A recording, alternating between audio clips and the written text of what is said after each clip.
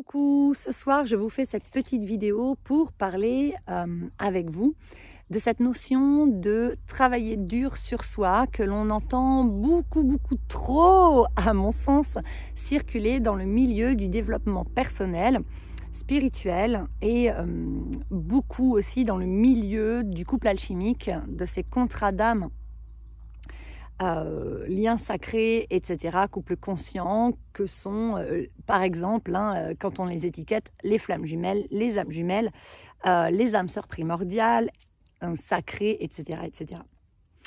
Alors, de toute façon, dès qu'il va s'agir de développement personnel, on va parler de développement. Donc, en fait, quelque part, on va parler d'évolution. Mais l'évolution, c'est le principe même de la vie. On évolue, qu'on le veuille ou non, en permanence. La vie, c'est l'évolution. La vie se nourrit de nos apprentissages, puisque nous sommes tous une parcelle de la conscience universelle venue nous incarner, sous forme de notre âme, dans un corps terrestre qui devient du coup un être authentique à la base, un être humain, souverain, multidimensionnel. Puisque nous existons sur 4 plans, physique, mental, émotionnel et vibratoire. En tout cas, 4 plans connus pour le moment. Ok, donc, la vie, c'est la conscience universelle qui est à la base de toute chose, composée de cette polarité, de ces deux polarités, yin-yang, et de cette perpétuelle alternance de cycles dont je vous parle dans quasiment toutes mes vidéos. Et donc, nous sommes en perpétuelle évolution puisque cette conscience universelle ne fait qu'évoluer, évoluer, grandir. Et donc, nous venons incarner une parcelle de cette conscience universelle pour vivre une expérience individuelle d'être humain incarné sur Terre et aussi collective. Et à chaque fois que dans mon individualité, que j'apprends, que je grandis, que je m'élève, que j'évolue, que je m'éveille, etc., eh bien, je nourris la conscience universelle et je lui permets d'évoluer. Et c'est pareil pour moi, être humain, pour les animaux, pour les végétaux, pour la Terre entière. En fait, toute expérience de vie sur cette Terre permet des apprentissages dans la matière qui permettent une évolution. Ces apprentissages peuvent être de l'ordre du mental, mais ils peuvent être simplement de l'ordre biologique, physique, émotionnel ou énergétique. Vous voyez bien que, par exemple, si vous plantez un pied de tomate dans un lieu, une région où c'est très sec et il n'y a pas d'eau, vous plantez ce pied de tomate sans eau. Les premières années, il va avoir du mal à tenir. Peut-être qu'il va pousser, tenir le coup, mais il ne va pas pouvoir produire de fruits parce qu'il a l'habitude d'être arrosé tout le temps, ce pied de tomate. Enfin, en tout cas, ces graines viennent de pieds de tomates qui ont toujours été très arrosés. Puis finalement, au bout de quelques années, et là, je vous résume l'expérience d'un monsieur qui s'appelle Pascal Pout et qui est spécialisé dans la production de graines et notamment dans ce qui va être plant de tomates, mais dans la production de graines et de fruits, de légumes sans arrosage. Et donc, l'expérience qu'il a menée, c'est ça. C'est d'abord, je plante un pied de tomate dans une terre très aride, dans une région qui ne s'y prête pas du tout. La première année, ils survivent, les pieds de tomates, sans eau, mais ils ne donnent pas de fruits. La deuxième année, il y en a plus qui survivent, ils se développent davantage et ils commencent à donner des petits fruits. Puis la troisième, quatrième année, au bout de 3, 4 ou 5 ans, les pieds deviennent magnifiques, ils couvrent le sol et ils produisent de très beaux fruits. Pourquoi ? Parce que le pied de tomate, les graines ont appris. C'est-à-dire que chaque année, ils récoltaient les graines des fruits de ces pieds de tomates-là. Chaque année, ils les plantaient. Et donc, les graines issues de ces pieds de tomates-là ont inscrit dans leur génétique quelque part, ou dans leur ADN, si on peut dire ça comme ça, de graines de tomates, eh bien l'information, de nouvelles informations issues de leurs apprentissages biologiques et purement physiques, peut-être, de notre point de vue d'être humain, parce que si ça se trouve, c'est aussi d'un point de vue émotionnel, puisque émotionnellement, la plante a dû stresser du fait qu'il n'y ait pas d'eau. Et donc, elle a appris de ces expériences terrestres et donc elle a enregistrer de nouvelles ressources, de nouvelles compétences intrinsèques qui vont s'inscrire année après année dans ses gènes et donc dans les graines des fruits qu'elle produira au fur et à mesure des années. Et donc au bout de quelques années, elle se sera adaptée à ce terrain, à cette région, à ce milieu dans lequel elle est invitée à pousser, dans lequel elle a été plantée et dans lequel elle est plantée chaque année. Et elle aura fini par trouver, puiser dans ses ressources et trouver l'intelligence vivante en fait, quels que soient les plans sur lesquels ça se passe, l'intelligence terrestre d'une tomate pour grandir, devenir un très beau pied de tomate et faire plein de fruits alors qu'elle ne sera pas du tout arrosée de l'année et qu'elle poussera sur des terres très sèches et très arides. Donc ça prouve l'intelligence et ça c'est une expérience parmi plein d'autres qui ont été réalisées à des époques très différentes, avec des éléments très variés. Ça prouve l'intelligence de la vie et l'évolution. L'évolution issue de nos apprentissages. Donc nous, êtres humains, on est pareil que ce plant de tomate. On vient s'incarner et on fait des enfants qui vont faire des enfants, qui vont faire des enfants. Là où la tomate, elle va faire des fruits, et des graines qu'on va replanter, qui vont refaire des fruits, des graines qui vont refaire des fruits, des graines qui vont refaire des fruits et des graines. C'est cyclique, ok? Toute forme de vie sur Terre est cyclique. Donc, nous, tout comme le pied de tomate, nous allons vivre une vie. Par exemple, dans notre transgénérationnel, on remonte très loin, il y a des millénaires, il y a eu une personne, voilà, qui a vécu quelque chose avec d'autres personnes. Elle a évolué, elle a grandi, elle a fait des expériences qui lui ont permis des apprentissages, qui lui ont permis de développer des qualités, des compétences, des intelligences, de la conscience, qui lui ont permis de développer des ressources à l'intérieur d'elle. Et ça peut être des ressources émotionnelles, mentales, vibratoires ou bien physiques. Elle a développé son intelligence, donc elle a évolué. Quelle que soit sa vie, quelles que soient les difficultés rencontrées. Et donc, cette personne, elle aura fait des enfants. Et elle aura, par le biais de sa génétique, transmis à ses enfants, quelque part, l'évolution de ses apprentissages, l'évolution de sa conscience, l'évolution de ses ressources, compétences, qualités, etc., etc. Mais aussi de son corps physique, de son adaptabilité au climat, à la région, au pays dans lequel elle vit, etc. Et donc, ces enfants vont eux aussi par-dessus ça avoir des apprentissages, faire des enfants qui eux aussi vont avoir des apprentissages, etc. Mais vous voyez bien qu'on va transmettre, génération après génération, toutes sortes de choses qui sont inscrites, on va dire, dans nos gènes. Ça, c'est l'évolution de la vie et on ne peut pas l'empêcher. Que vous le vouliez ou non, que vous avanciez dans votre vie en conscience ou pas, vous apprenez et vous développez des ressources et vous évoluez. Que ce soit dans un sens bénéfique pour vous ou pas, vous évoluez en permanence. La vie est évolution. Donc l'évolution, elle est naturelle. Le développement personnel, pour moi, c'est le fait de prendre conscience de ça, de ce que je viens de vous partager.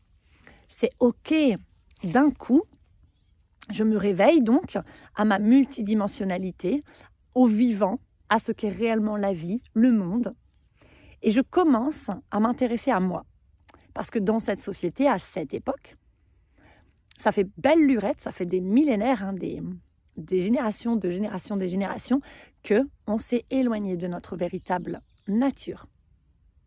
Et qu'on n'a pas eu l'occasion d'aller se rencontrer et de déployer et d'incarner pleinement notre véritable identité. Parce qu'on a dû s'adapter ou se suradapter au monde dans lequel nous vivons. Et donc, à un moment donné, on se réveille. Et puis, on prend conscience de soi. Waouh! Je ne suis pas que le personnage que je joue et qui s'est adapté, qui s'est construit à ce monde. Au final, je suis un être authentique à l'intérieur de moi, composé de plusieurs parts qui ont été divisées, séparées, Et je prends conscience que qui je suis aujourd'hui, c'est le résultat, quelque part, de comment j'ai vécu mes expériences de vie, de ce que j'en ai tiré comme apprentissage, de ce qui en découle en moi comme croyance, comme pensée sur moi, sur les autres, sur le monde, sur la vie, sur toutes sortes de choses. Waouh! Mais en fait, à l'intérieur de moi, il y a cet être authentique qui a des besoins propres à lui-même ou à elle-même, qui a des limites propres à elle-même, à lui-même, qui a des valeurs, des aspirations, des rêves, des émotions, etc. Une sensibilité propre à lui ou elle-même. Ok. Et donc, à partir de là, on part à la rencontre de soi. Et c'est ce qu'on va appeler développement personnel, ou plutôt introspection. Alors, le terme développement personnel, je ne sais pas s'il est très bien choisi, puisque on va, en entendant le mot développer, on a l'impression qu'on va se prendre et se développer. Mais finalement, c'est plutôt évolution personnelle, mais consciente. Puisque, comme je vous le disais, l'évolution, elle est naturelle et elle se fait qu'on le veuille ou non, qu'on en ait conscience ou pas. Mais du moment que l'on met notre conscience dessus, qu'on commence à mettre de la conscience dans nos paroles, dans nos pensées, dans notre corps, qu'on commence à habiter notre corps en conscience, du moment qu'on va mettre de la conscience sur notre environnement, du moment qu'on va mettre de la conscience sur les autres, comment les autres perçoivent le monde, comment les autres me perçoivent, comment les autres ressentent les choses, comment les autres vivent leurs émotions, comment les autres sont impactés ou non par leurs propres expériences de vie, par leurs blessures, leurs traumas, comment les autres peuvent réagir dans leur ego ou bien agir depuis leur cœur, comment moi je peux réagir dans mon ego blessé ou bien depuis mon cœur paisible, etc., etc. Alors on va parler de développement personnel. Mais en réalité, il s'agit d'évolution personnelle consciente, d'exploration personnelle, j'ai envie même de dire. Parce que là, on commence à explorer l'intérieur de soi, vraiment son intériorité et donc son côté yin. On commence à développer, reconnecter à son principe féminin qui nous permet vraiment de nous intérioriser et d'écouter ce monde intérieur, d'aller descendre à l'intérieur de soi pour aller rencontrer ces parts de soi blessées, ces parts de soi aussi paisibles, toutes les parts de soi, pour prendre conscience de quoi je suis composée, de quoi je suis faite, de prendre conscience de sur quelles expériences, sur quelles croyances, sur quels schémas répétitifs, sur quels héritages, etc., sur quelle mémoire karmique transgénérationnelle je me suis construite. Prendre conscience que j'ai construit un personnage qui porte un costume, qui porte un masque, ou plusieurs costumes et plusieurs masques, peut-être. J'ai construit ce personnage pour m'adapter à cette famille, à cette vie, à cette société, à ce monde. Et que quand je plonge à l'intérieur de moi, à la rencontre de moi, alors je pars en exploration dans mes profondeurs. Et là, l'idée, c'est d'aller simplement mettre de la conscience sur qui je suis réellement. C'est simplement de sentir naître en soi cette volonté d'aller connecter sa propre vérité. Et cette vérité, elle est vaste et elle touche un tas de plans. Et du coup, de là découle cette volonté de guérir émotionnellement pour pouvoir guérir sur tous les autres plans. Cette volonté de trouver la paix en soi, d'être en paix avec ses mémoires traumatiques, avec ses blessures, ses expériences passées, avec les membres de sa famille, avec les personnes qui nous ont malmenés, agressés, violentés, etc., etc., pour être en paix avec soi-même. Et puis cette volonté d'aller connecter à cette forme d'amour inconditionnel, donc cet amour qui n'a aucune condition et qui n'est pas sacrificiel. Cet amour et ce respect de soi. Et ça, c'est une exploration personnelle. Et à mon sens, dans le milieu du développement personnel, et spirituel, on entend beaucoup trop souvent des personnes, que ce soit des thérapeutes, des accompagnants, des coachs, que ce soit des personnes qui se font accompagner ou qui témoignent de leurs propres expériences.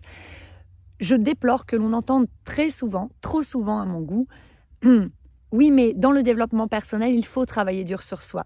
Il faut travailler dur sur soi. Et dans les parcours flammes jumelles, c'est le pire, c'est un parcours très exigeant. On doit travailler dur, travailler encore et toujours.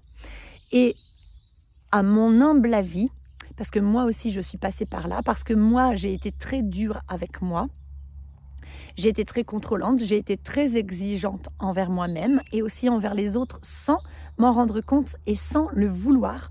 Mais j'en ai pris conscience sur ce chemin d'exploration et de développement donc personnel, ce qui m'a permis de connecter avec la question, mais est-ce que j'ai envie d'être exigeante?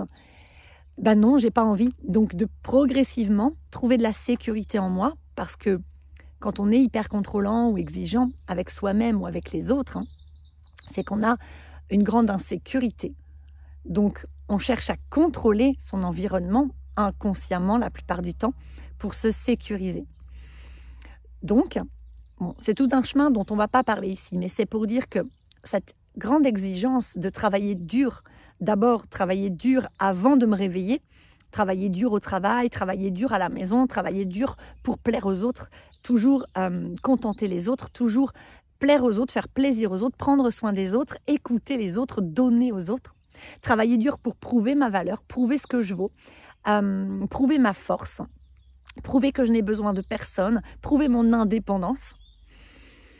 J'ai beaucoup été dans cette énergie, on va dire, dans cette vibration de travailler dur, jusqu'à ce que mon corps m'arrête, jusqu'à ce que mon corps soit diagnostiqué, mon corps physique, soit diagnostiqué fibromyalgique. Il y a une quinzaine d'années de ça. Et là, je suis passée d'une hyper-indépendance dans laquelle j'étais très forte, je pouvais faire 3 choses à la fois, je pouvais dormir très peu et faire beaucoup. Physiquement, les gens hallucinaient de ce que j'arrivais à soulever, porter, faire avec mon petit corps tout frêle, parce que j'avais une très grande énergie. Bon, parce que j'ai aussi un design de générateur pur à la base. Mais un générateur pur qui s'était épuisé à force de faire pour prouver sa valeur. C'était inconscient, bien sûr, à l'époque. Jusqu'à ce que je commence à mettre de la conscience dessus il y a quelques années. Et que progressivement, cette conscience m'amène à des compréhensions de plus en plus fines et qu'ensuite, j'arrive à intégrer ces prises de conscience pour transmuter à l'intérieur de moi par le biais d'expériences qui n'ont pas été faciles. Burn-out, fracture du tibia, fracture totale du tibia, fibromyalgie, etc. J'ai été mise à rude épreuve plusieurs fois parce que mon corps physique m'a arrêtée. Puisque le corps physique, c'est le messager de l'âme qui nous dit attention, regarde, il y a quelque chose qui ne va pas.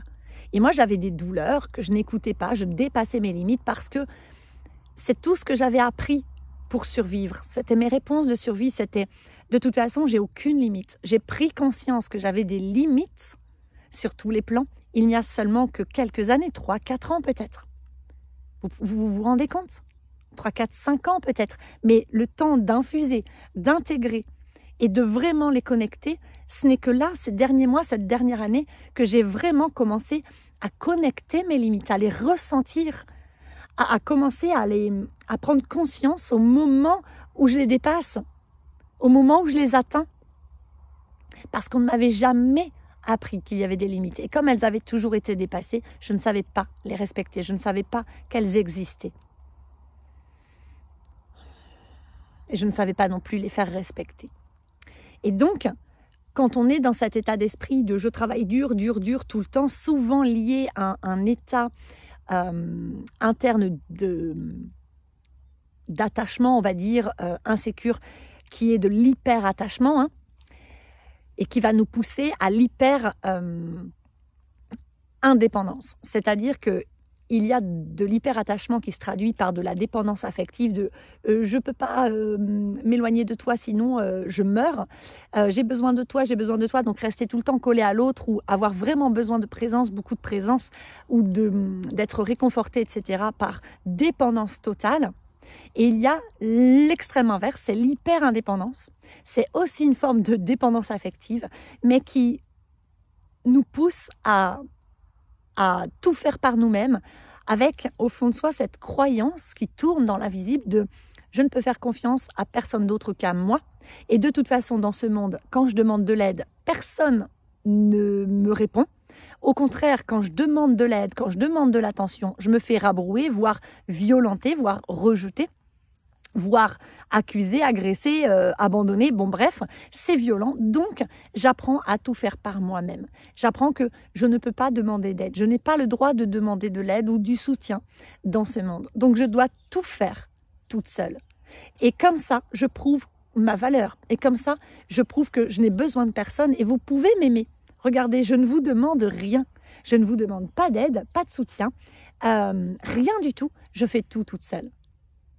Sauf que du coup, je dépasse mes limites en permanence jusqu'à ce qu'un moment, mon âme à l'intérieur de moi, elle hurle tellement fort qu'elle mette mon corps KO, puisque le corps est le messager de notre âme, pour nous indiquer quand on est dans le juste et bon pour soi ou quand on est dans le pas juste et pas bon pour soi. Sauf que comme on n'apprend pas à écouter notre corps, comme on ne nous enseigne pas dès notre plus tendre enfance que notre corps est notre meilleur ami sur cette terre, que c'est notre temple sacré, notre première maison, celle qu'on habite en premier dans cette incarnation, notre véhicule terrestre, comme on ne nous apprend pas à l'aimer, à l'honorer, à le respecter et à l'écouter, à être en lien avec notre corps, à l'habiter, à être présente à notre corps. Et je vous dis ça, mais là, j'ai la chair de poule de partout. Comme on ne nous apprend pas ça, alors que ça, c'est la base du vivant, c'est la base de la vie, eh bien, on est totalement déconnecté de notre corps. Et puis souvent, avec nos mémoires traumatiques, on peut être même en état de figement au niveau de notre système nerveux, de dissociation, d'amnésie traumatique. Et donc, ce qui fait qu'on est totalement déconnecté de notre corps. On ne l'entend plus, on ne l'a jamais entendu quelque part. Ou alors, quand on l'entend, c'est quand il nous fait mal. Et au lieu de l'écouter pleinement, on va juste aller chercher un cachet chez le docteur pour vite éteindre cette douleur ou cette gêne que l'on ressent. C'est « je ne veux pas t'écouter, je t'endors ». Hop, je prends un cachet pour t'oublier, pour te faire disparaître. Et donc, quand on est dans cet état d'esprit quelque part, dans cet état d'être, dans ce mécanisme de survie, parce que ce sont des réponses de survie, ces fonctionnements d'hyper-indépendance, qui nous poussent à travailler dur sur soi et puis à toujours beaucoup faire, travailler dur. Alors, il y a aussi cette notion dans cette société quand même où on nous enseigne beaucoup la compétition. Donc à l'école, il faut travailler dur pour avoir des bonnes notes parce que sinon tu es humilié. On te dit que tu es mauvais, que tu es nul, que tu n'es pas adapté, que tu es pas normal. On nous met une pression de fou dans ce système scolaire qui est totalement obsolète, qui n'est pas du tout souverain, qui n'est pas du tout intelligent. À mon sens, il n'est pas du tout adapté à l'être humain, à nos potentiels et à notre multidimensionnalité. Et en plus, ce système nous met en compétition les uns avec les autres. Quand on essaye de coopérer, on nous dit qu'on triche, etc. Donc, on se retrouve à travailler dur de son côté. D'abord, on travaille dur pour s'adapter à notre famille, aux règles de la société, à ces mœurs qui ne sont pas logiques pour nous, à ces habitudes, ces principes, ces règles de vie qu'on nous impose et qui peuvent déjà être très violentes pour un enfant qui découvre le monde et qui a des pulsions, des élans naturels d'aller découvrir le monde tel qu'il est véritablement, d'aller apprendre à se connaître à travers ses expériences dans le monde terrestre. Pour nous, petits enfants, on nous dit non, on nous dit c'est pas bien, on nous dit fais ci, fais ça, comme ci, pas comme ça. On n'écoute pas nos besoins, on n'écoute pas nos limites, on nous apprend pas du tout à les respecter. Et souvent, bien souvent, on nous réduit, on nous enferme dans des cases, on nous limite, on nous étouffe, on nous force, on nous contrôle. Même si de la part de nos parents, et moi en tant que mère, je l'ai aussi fait avec ma fille, même si de la part des parents, ce n'est pas volontaire. On ne fait que quelque part répéter ce que l'on connaît, donc ce que l'on a vécu soi-même. Ou des fois, on essaye de faire le total inverse, mais comme on ne nous l'a pas enseigné, on fait plein d'erreurs. On fait du mieux qu'on peut, certes, mais c'est ce qui se passe.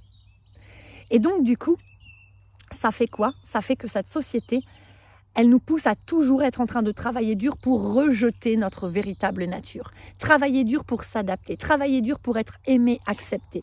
En tout cas, pour se sentir aimé et accepté, parce que l'on croit qu'il faut que nous travaillions dur pour cela. On se retrouve à travailler dur pour gagner de l'argent. On parle de gagner sa vie. Vous vous rendez compte? Mais la vie, il n'y a pas besoin de la gagner, vous êtes déjà vivant. Donc déjà, prendre conscience de ça, de tous ces mots, de tous ces formatages, de tous ces conditionnements que l'on porte en nous et qui nous impactent au quotidien, qui influencent notre vie au quotidien. Et qui nous poussent bien souvent dans cet état de « il faut travailler dur pour obtenir l'objet de nos désirs, il faut travailler dur pour gagner sa vie, parce que si tu ne travailles pas dur, tu n'as pas le droit de vivre. » Ben non, en fait, rien que ça, c'est totalement faux. Et c'est très dangereux, finalement, de nourrir cette croyance-là, en conscience ou pas. Alors on travaille dur pour gravir les échelons, pour monter en haut de la hiérarchie. On travaille dur pour qu'on nous regarde, pour qu'on nous remarque. On travaille dur pour se sentir aimé, se sentir accepté, etc. Et finalement, on est toujours en train de travailler, mais travailler dur. Et ça induit une notion d'effort qui dépasse nos limites. Pour moi, dire « je travaille dur sur moi » ou le développement personnel, « ah oui, mais je travaille dur », je l'ai vécu, hein. Alors, je n'ai jamais trop aimé le mot « travailler dur sur soi ». J'ai toujours plutôt exprimé le fait de cheminer, de s'introspecter, de cheminer, d'évoluer, de conscientiser. Moi, j'aime bien l'idée de chemin, d'exploration de soi. Et finalement, quand on est dans une réelle démarche d'introspection qui est saine, qui n'est pas un piège de la spiritualité, New Age, etc., on se rend assez vite compte, enfin en tout cas à un moment donné, on se rend compte que finalement, il ne s'agit pas de travailler quand on part sur ce chemin de guérison intérieure.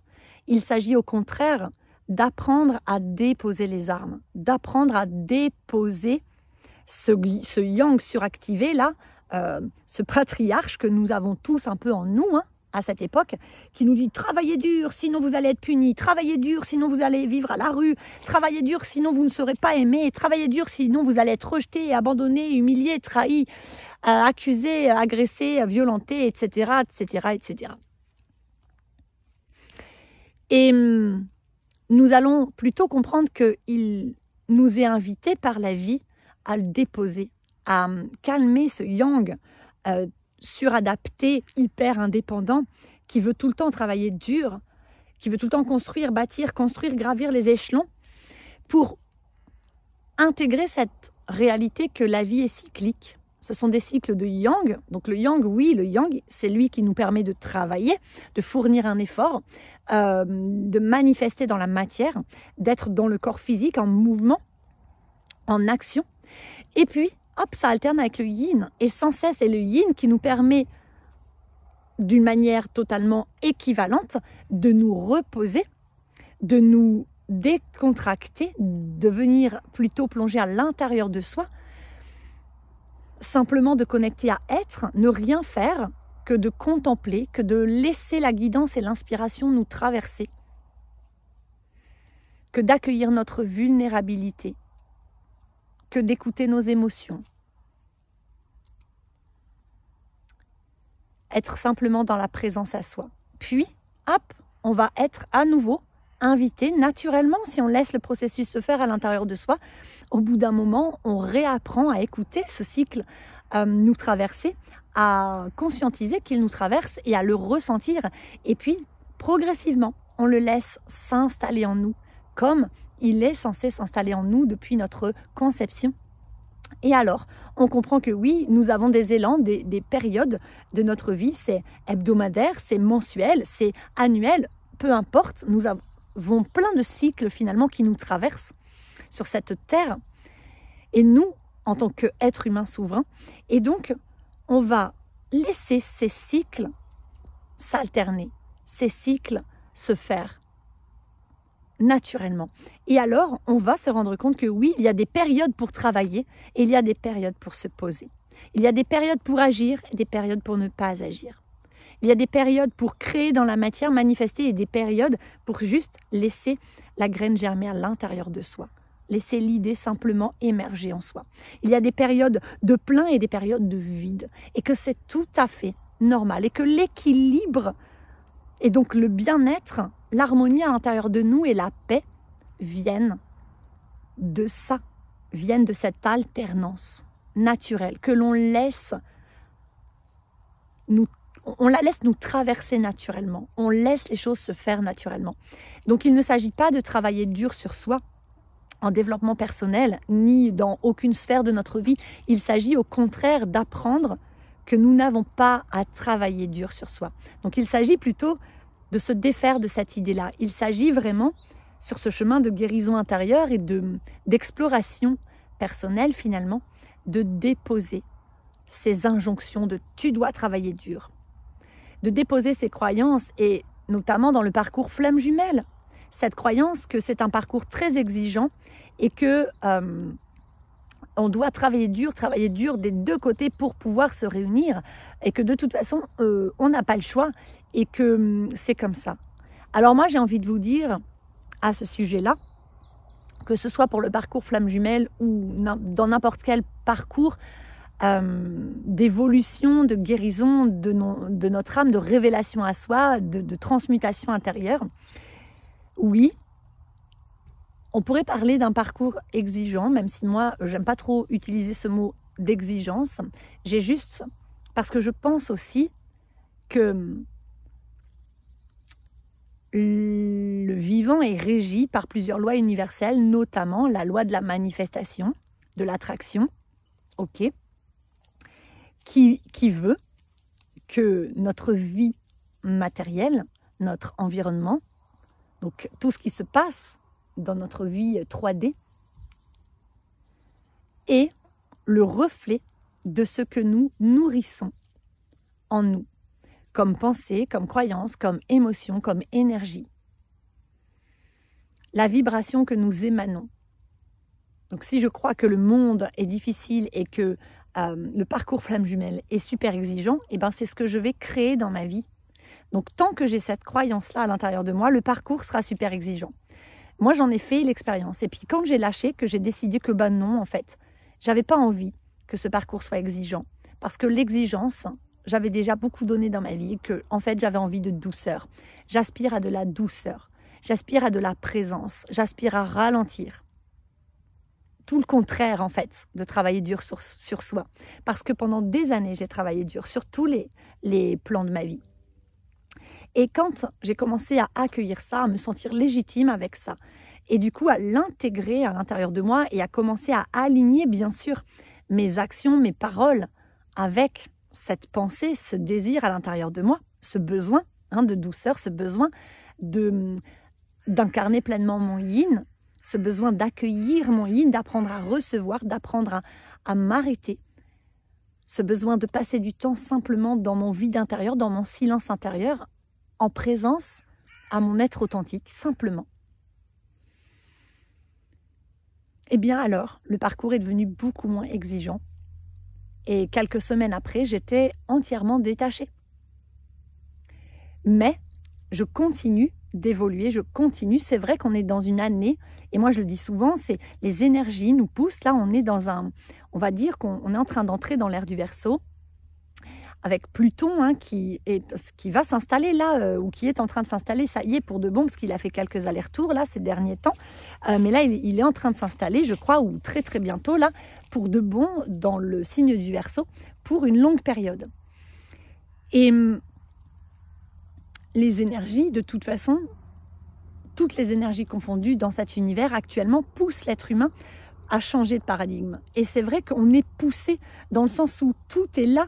On peut vraiment bénéficier d'accélération, d'énergie qui vont nous permettre d'aller plus vite que ce que l'on aurait pu faire si elle n'avait pas été là. C'est vrai.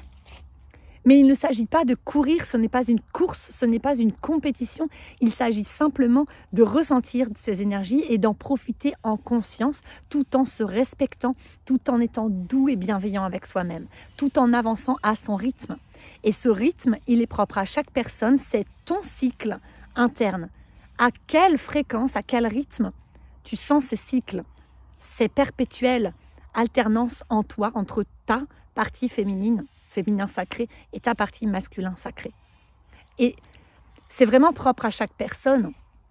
Donc, il s'agit vraiment de connecter ça et de s'autoriser à, oui, il y a des fois où j'ai la patate et où j'ai la volonté, où j'ai la force de donner de l'énergie pour désamorcer quelque chose, pour conscientiser quelque chose, pour guérir quelque chose en moi, pour aller rencontrer une part de moi.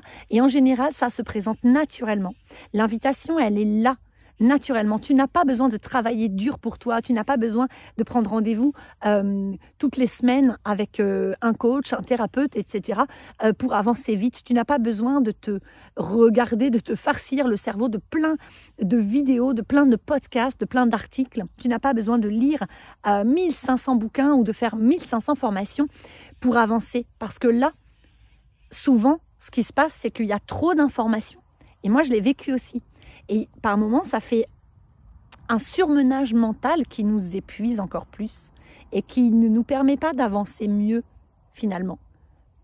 Ça va nous faire perdre du temps parce qu'on va rester focalisé sur la partie mentale de oui, j'ai compris, mais j'ai tout compris, mais je ne comprends pas, ça n'avance pas. J'ai tout compris, mais je reste bloqué. J'ai tout compris, mais je ne guéris pas. Et oui, parce que la guérison ne vient pas de la compréhension. Et parce qu'encore une fois, peut-être que tu es dans cette énergie de travailler dur, comprendre, étudier, apprendre, prendre conscience, mais je ne comprends pas, ça bloque. Oui, parce qu'au lieu d'être dans ce que la vie attend de toi, dans ce que c'est que de vivre pleinement, dans ce que ton âme, elle t'appelle à réaliser, donc au lieu d'être juste ici et maintenant, présente à ton moment présent, présente à ce qui se joue en toi maintenant. Et au lieu de juste accueillir chaque expérience que tu vis, qui t'apporte une opportunité d'apprendre quelque chose, au lieu de simplement vivre en conscience ces expériences, et là de réaliser, ah ouais, grâce à cette expérience, grâce à cette parole, grâce à cette relation, voilà ce que j'ai connecté en moi, voilà quel espace de moi j'ai pu rencontrer, voilà quel espace de moi j'ai pu apaiser. Et au lieu de simplement vivre en conscience notre instant présent en étant dans cette démarche d'exploration de soi et donc d'évolution et de développement personnel et spirituel, de simplement, oui, j'apprends à mon rythme, mais il y a des phases où j'emmagasine, j'absorbe, je reçois de l'information et des phases où je garde de l'espace en moi, je laisse tout ça infuser avant d'aller chercher d'autres informations et je fais descendre dans mon corps. Donc tranquillement, en douceur, avec bienveillance pour moi. Et plus je touche à cette douceur, cette bienveillance envers moi-même, cette présence, donc plus finalement je m'installe dans cette part de moi qui est yin, cette capacité d'introspection, de simplement être là, d'habiter mon corps, d'être à l'écoute de ce qui se joue à l'intérieur de moi et d'accueillir ce qui émane de mon être originel. Au lieu de ça, je peux partir dans mon yang et y rester tout le temps. Mais ça, c'est dysfonctionnel. Et forcer les choses et faire des démarches, initier chaque jour, chaque semaine, tout le temps. Eh bien, je veux avancer, je veux comprendre, je veux chercher, je veux trouver, je veux travailler dur. Parce que quand on est dans cet état d'esprit-là de travailler dur sur soi, alors quelque part, il y a un vilain petit chef là, autoritaire à l'intérieur de nous, un vieux patriarche qui, avec son fouet là, qui nous dit « Travaillez dur sur toi, allez, vite, plus vite, tu ne vas pas assez vite, tu n'es pas assez bon, tu n'es pas assez fort, tu n'es pas assez ceci, tu n'es pas assez cela. Avance, dépêche-toi, sinon tu vas être le dernier, sinon tu vas louper l'objet de tes désirs, tu vas passer à côté. » Et quand on nourrit ça, Du coup, on n'est pas en train de se développer personnellement par amour pour soi-même. On est en train de se développer personnellement pour obtenir quelque chose. Et c'est pas du tout la même énergie. Si tu veux te développer personnellement pour atteindre un état de bonheur ou atteindre un quelconque objectif, que ce soit conscient ou pas de ta part, mais ou quelque part, tu crois que quand tu auras atteint cet objectif, alors tu seras enfin heureux, alors tu seras enfin serein, sereine. Alors ça vaudra enfin le coup de vivre cette vie. Alors voilà, tout ira bien. Eh bien, tu te leurres. Et souvent, quand tu es dans cet état d'esprit-là, alors tu fixes l'objectif et du coup, tu es tout le temps rivé vers l'avenir. Tu es tout le temps en train de penser à ce que tu vivras quand tu y seras, au lieu de faire ce que la vie te demande de faire et de marcher ce chemin qui est le réel, sain, fonctionnel, naturel, chemin d'évolution personnelle et de guérison intérieure, c'est celui de revenir ici et maintenant à l'instant présent. J'incarne mon corps, je l'habite pleinement, je rayonne mon être multidimensionnel et mon être authentique à chaque instant. Voilà, je m'aligne à ma vérité à chaque instant, mais ici et maintenant. Et oui, j'ai des rêves. Et oui, je marche en direction de ces rêves. Mais l'important, c'est pas là-bas, loin, loin, loin. L'important, c'est ici et maintenant. C'est le présent, parce qu'il n'y a que le présent qui existe. Et l'important, quand tu es sur ce chemin de développement personnel, c'est de le faire par amour. C'est de le faire par envie profonde et sincère. De t'aimer, de te respecter, de t'aligner, de t'accepter pleinement tel que tu es. De vraiment rayonner ta véritable nature en fait, de trouver ta stabilité intérieure, de trouver ta sécurité intérieure, de trouver la paix, d'être en paix en fait. Et être en paix, ça nécessite de revenir au moment présent et dans cette douceur et cette présence à soi. Et ça, c'est tout l'inverse de travailler dur sur soi. Voilà, je vois que ma vidéo fait déjà 42 minutes, donc je vais m'arrêter là, mais je pourrais encore vous parler de ce sujet en long et en large et en travers, parce que c'est un sujet super intéressant. Et voilà, ça me semblait très important de vous transmettre ce message-là aujourd'hui. Donc, comme d'habitude, j'espère qu'il vous aura parlé, éclairé sur votre propre chemin d'introspection. Et voilà, en tout cas, j'espère que ça vous apportera quelque chose de bénéfique. Et puis, si jamais vous souhaitez être accompagné sur ce chemin, n'hésitez pas à rejoindre mon programme en ligne « Révèle ton âme » ou bien à prendre rendez-vous avec moi pour un accompagnement privé. Ce sera avec grand plaisir. Et puis, si jamais tu veux soutenir ma chaîne, merci de cliquer sur le petit pouce vers le haut, de t'abonner et de laisser un commentaire bienveillant et constructif. Avec tout mon amour. À bientôt, bye bye.